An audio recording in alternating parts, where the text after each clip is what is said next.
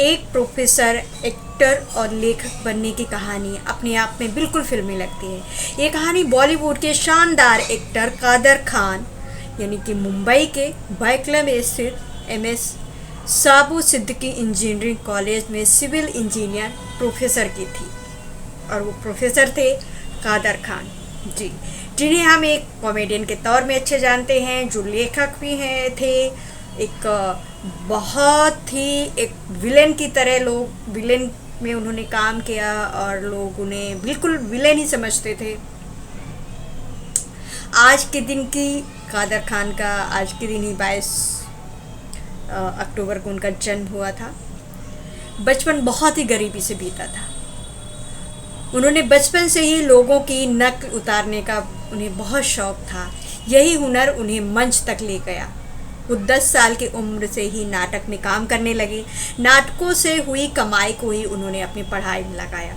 इस तरह उन्होंने अपनी इंजीनियरिंग की पढ़ाई पूरी की और प्रोफेसर बन गए। पढ़ाने के साथ साथ उन्होंने नाटक में भी काम करना जारी रखा। एक बार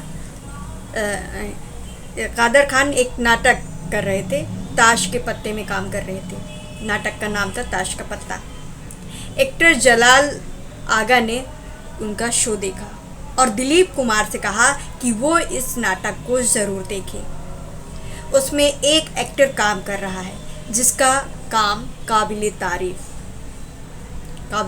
है।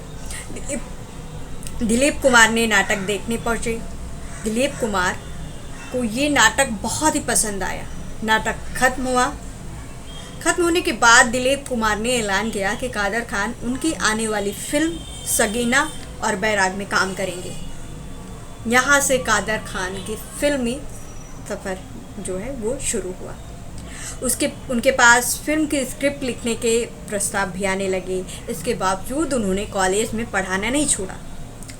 कई सालों तक कादर खान शूटिंग के बाद रात को कॉलेज पहुंचते थे और तब तक छात्र उनका इंतज़ार करते रहते थे। कोई उनके लिए चाय गर्म करके लाता, कोई उनका सिर दबाता। इसके बाद कादर खान सारी रात उन्हें पढ़ाते। जब फिल्मों में काम ज़्यादा मिलने लगा, उन्हें कई दिनों तक बाहर शूट के लिए जाना होता था। उसके बाद उन्होंने प्रोफेसर की नौकरी छोड़ दी, पढ़ाना छोड़ दिया। कादर खान ने इंडस्ट्री में कई अच्छे दोस्त बनाए, जैसे कि निर्माता निर्देशक मनमोहन देसाई थे, प्रकाश मेहरा, अमिताभ बच्चन, जितेंद्र, डेविड धवन, गोविंदा जैसे कई सितारे उनके घरेलू एक अच्छे घरेलू रिश्ते थे। शुरुआती में जब वो मनमोहन देसाई से एक बहुत ही दिलचस्प किस्सा है कि कहते हैं शुरुआत में जब वो मनमोहन देसाई से मिले तब देसाई उन्हें देख करके खुश नहीं हुए। बस इतना बोले कि तुम्हारे डायलॉग अगर मुझे अच्छे लगे तो मैं स्क्रिप्ट उठा करके, अगर तुम्हारे डायलॉग्स मुझे अच्छे नहीं लगे तो मैं तुम्हारे स्क्रिप्ट उठा करके फेंक दूंगा। और तब कादर खान ने पूछा कि अगर अच्छी लगी तब क्या करेंगे। तो उन्होंने कहा अगर अच्छी लगी तो मैं तुम्हें कंधे पर उठाकर नाचूंगा, नहीं तो तुम दोबारा मुझे शक्ल मत दिखाना। अगले ही दिन कादर खान स्क्रिप्ट लेकर मनमोहन देसाई के घर पहुंचे। देसाई मन ही मन में गुस्सा थे। तय किया कि एक पेज पढ़ने के बाद स्क्रिप्ट फेंक देंगे। पर जब वो उन्होंने पढ़ना शुरू किया तो 10 बार उसे पढ़ा, फिर उठे। कादर खान को लगा कि देसाई गुस्से में है। देसाई जल्दी से अंदर गए। लौटे तो उनके हाथ में एक ब्रेड न्यू टीवी का सेट था। कादर के हाथ में रखा, फिर वहीं नहीं रुके। उन्होंने फिर कुछ कहा और फिर से भीतर दौड़ कर गए और अंदर से सोने का एक ब्रेसलेट उठा कर लाए और कादर खान के हाथ में पहना दिया।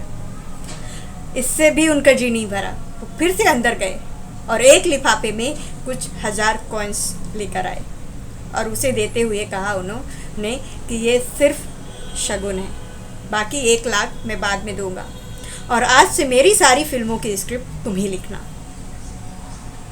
कादर खान ने अमर अकबर, एंथोनी, परवरिश, सुहाग, कुली, लवारिश, मुकद्दर का सिकंदर, मिस्टर, नटवरलाल, अग्निपथ, सत्ते पे सत्ता, डेविड धवन की नंबर 1 सीरीज़, सभी फिल्मों में उन्होंने सभी फिल्मों को के जो डायलॉग्स थे उन्होंने राइट किया, उन्होंने लिखा।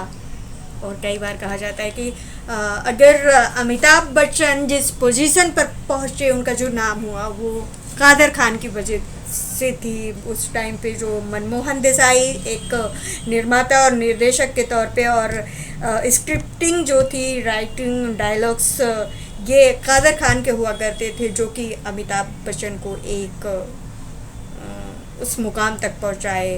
वो दमदार डायलॉग्स, दमदार स्क्रिप्ट, इतनी अच्छी फिल्में बनी, तो उसमें कादर खान की बहुत बड़ी भूमिका थी। अब वो हमारे बीच नहीं है, बट उनका जो योगदान है वो हमेशा याद किया जाएगा। वो हमेशा हमारे लिए एक प्रेरणा स्रोत है, प्रेरणादायक।